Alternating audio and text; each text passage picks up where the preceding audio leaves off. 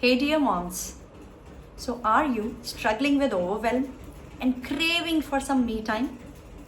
Today in this video, we're going to cover 10 steps on how to identify stress, how to deal with stress, and what are the tips to easily apply in your busy life so that you can relax.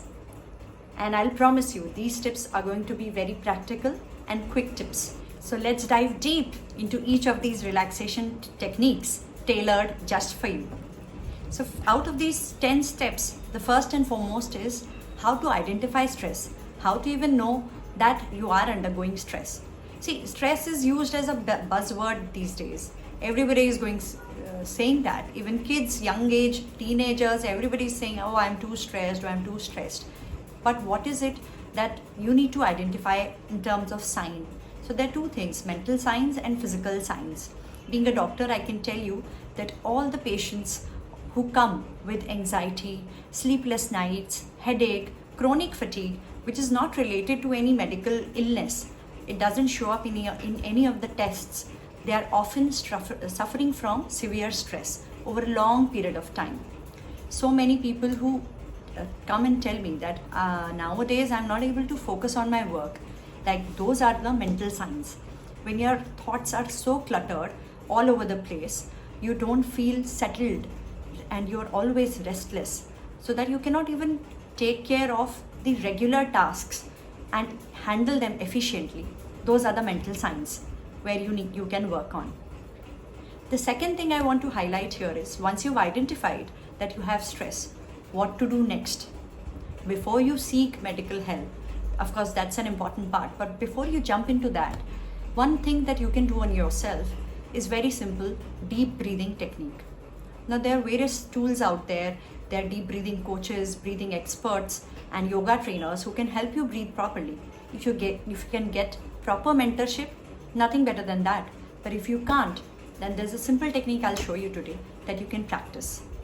This deep breathing just involves you sitting anywhere in any position, whether on a chair or in a Padmasana, or you're lying down on the bed. It doesn't matter. What matters is breathing right. All you have to do is take a deep inhale through your nose, and then you exhale slowly from your mouth, and make it into a counting process.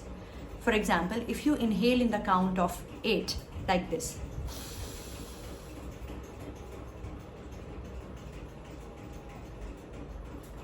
then you exhale on the count of 8 from your mouth.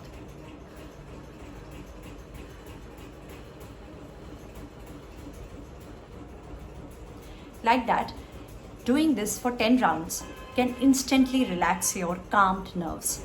The third tip I'd like to share with you is meditation. Now there are various ways, and people often have this myth that for doing meditation, they have to calm their mind, they have to calm their thoughts, they have to empty whatever is going on their brain. But that's not always true.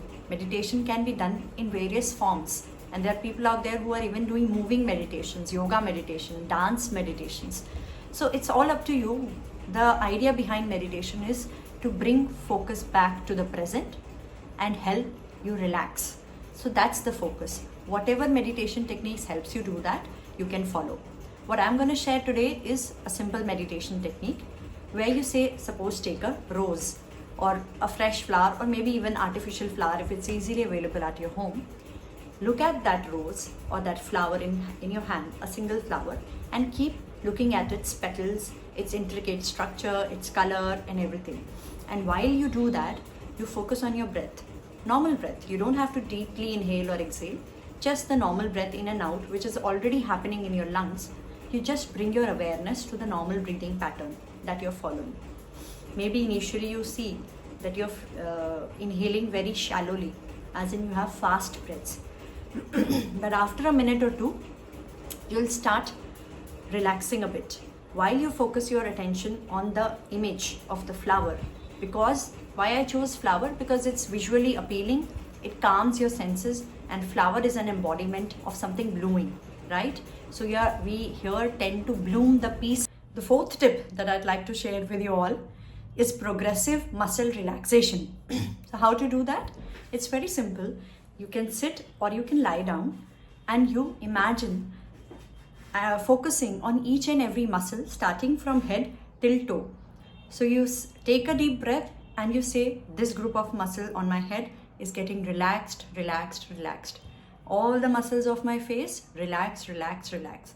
And similarly, go down your body, covering each and every part and each and every muscle, thinking and saying to yourself, relax, relax, relax. When you do that particularly, you will see that each and every muscle group in your body gets relaxed and you instantly feel more energy flowing, more oxygen flowing in your body. So the fifth tip I would like to share is focusing on your physical health. How you can do that. So number one thing in physical health is working out. We all know that exercise is good for us. But what many people don't know is this, that exercise actually boosts your metabolism. It actually reduces stress, the cortisol hormone, and therefore it helps you improve your immunity.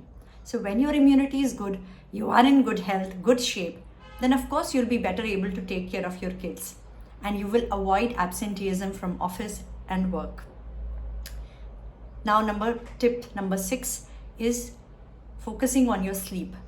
Sleep is like the most effective medicine that you can give your body, or it's the most effective vitamin or micronutrient that you can supply your body with to help you nourish more. So take sleep very seriously.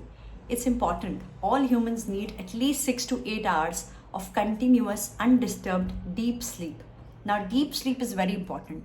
It can happen that you sleep for 10 hours, but still you wake up not being fresh. And that happens when your sleep is constantly disturbed. In case you're not able to sleep many number of hours or you have young kids at home, you can also practice Yog Nidra. You can see YouTube videos on how to do Yog Nidra, where you get the benefit of 4 hours of deep sleep relaxation by doing just half an hour of Yog Nidra. So please, that's an advice, you can see that. Tip number 7 is nourishing your body with nutritious food. We all know that we need to eat healthy and our plate should have rainbow colors. That's what we teach kids in school. But are we really following that? That doesn't happen because often our households are filled with stuff that are not produced directly from earth. That is not the natural foods. We often are now surviving on canned foods, things that can be put in refrigerator for months together. Or because of saving time, we tend to keep things stored in the fridge which are already cooked and reheat and eat. But what happens in the process, either things are catching bacteria and toxins, or the preservation process or the freezing process itself kills the nutrition in the food. So it's important to eat healthy, cooked, balanced meal, freshly cooked at home, and which contains rainbow colors. Try to have maximum colors on your plate. That is what the definition of good, nutritious food is. Now, tip number 8 is have a defined me time. Every single day, you should have that defined me time for yourself. It may be 5 minutes, 10 minutes, or 1 hour. It's up to you. But important is in that me time, you can do activities which really give you joy. It could be reading books, it could be painting, it could be gardening, whatever it is that, that rejuvenates you, that restores that joy within you, fills you with enthusiasm.